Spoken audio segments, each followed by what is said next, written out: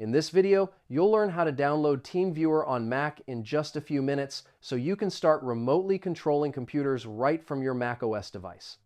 First, open your browser on your Mac and go to teamviewer.com/download.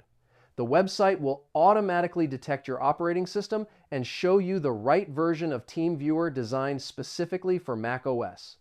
Next, click the Download for Mac button on the page. The installer file will start downloading immediately, usually saving to your Downloads folder. Wait for the download to finish before moving to the next step.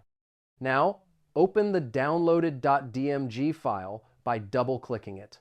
A new window will appear showing the Teamviewer installer icon. Drag the icon into the Applications folder to install Teamviewer on your Mac.